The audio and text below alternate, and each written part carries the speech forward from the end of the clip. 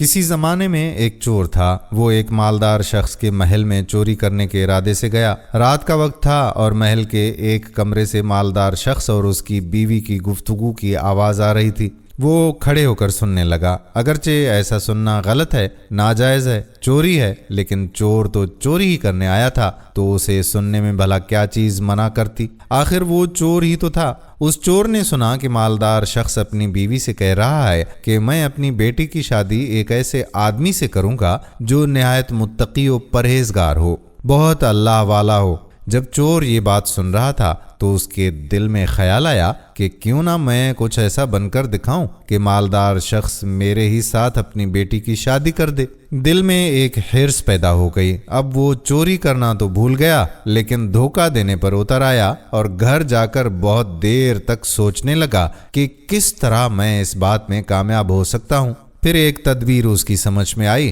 کہ مالدار شخص کے محل کے قریب ہی ایک مسجد ہے، اس میں جا کر بزرگانہ لباس پہن کر اور ان کی وضاقت اختیار کر کے وہاں دن رات عبادت میں مشغول ہو کر بیٹھ جاؤں تو شاید یہ بات مالدار شخص تک ضرور پہنچے گی کہ کوئی آدمی یہاں ایسا متقی پرہیزگار ہے جو دن رات اللہ کی عبادت میں مصروف ہے، تو ہو سکتا ہے کہ مالدار شخص کی نگاہ میرے اوپر پڑ جائے اور میں اس کی بیٹی سے شادی کے لیے چن لیا جاؤں۔ یہ اس چور کا نہایت ہی حقیر اور ذلیل دنیاوی مقصد تھا جس کے لیے اس نے یہ ارادہ کیا۔ پھر اس نے اپنے پروگرام کے مطابق بزرگانہ لباس اور پوشاک زیب تن کیا، وضاقت اختیار کر کے اس مسجد میں جا کر نماز پر نمازیں، ذکر و تلاوت، مراقبہ سب کچھ شروع کر دیا۔ دن گزرتے رہے اور لوگوں میں شہرت ہوتی گئی کہ کوئی اللہ کے بہت بڑے ولی یہاں آ گئے ہیں جو دن رات عبادت کرتے ہیں۔ یہاں تک کہ یہ بات مالدار شخص تک بھی پہنچ گئی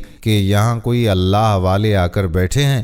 جوان زہد و تقوی عبادت میں لاجواب ہے، تقوی اور طہارت میں بے نظیر ہے۔ جب مالدار شخص کو یہ بات معلوم ہوئی تو انہوں نے اپنے ارادے کے مطابق غور و فکر کرنا شروع کر دیا کہ بیٹی کے متعلق جو سوچا تھا اس کے لیے اسی کا انتخاب کیوں نہ کر لیا جائے۔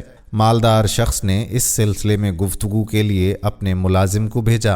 ملازم اس شخص کے پاس مسجد پہنچا اور بادب ہو کر اس سے کہا کہ میں آپ کی خدمت عالیہ میں مالدار شخص کی طرف سے ایک پیغام لے کر آیا ہوں۔ اس نے پوچھا کہ کیا پیغام ہے؟ ملازم نے بتایا کہ مالدار شخص نے کئی سال پہلے یہ فیصلہ کیا تھا کہ وہ اپنی بیٹی کا نکاح ایک ایسے شخص سے کریں گے جو بڑا ہی متقی و پرہیزگار ہو، اللہ والا ہو، اور وہ اس کی تلاش میں تھے۔ اب جو ان کی نظر گئی تو نظر انتخاب آپ پر آ کر رک گئی ہے، لہٰذا مالدار شخص نے مجھے بھیجا ہے کہ اس سلسلے میں آپ سے گفتگو کروں۔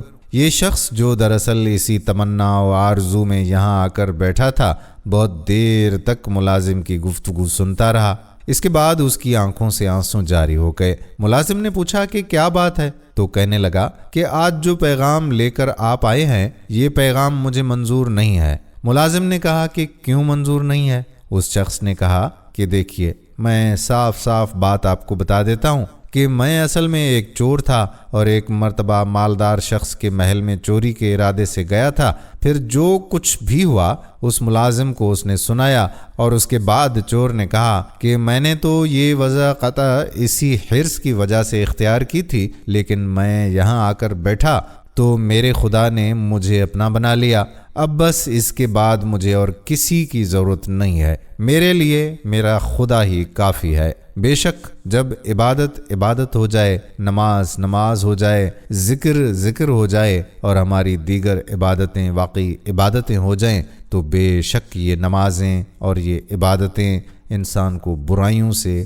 روکتی ہیں۔ دوستو، امید کرتے ہیں کہ ہماری آج کی یہ ویڈیو آپ کو ضرور پسند آئی ہوگی اور اپنے دوستوں احباب کے ساتھ اس ویڈیو کو شیئر بھی ضرور کریں گے۔ آنے والی ویڈیو تک اپنے میزبان قادر بخش کلہوڑو کو اجازت دیجیے۔ فی امان اللہ۔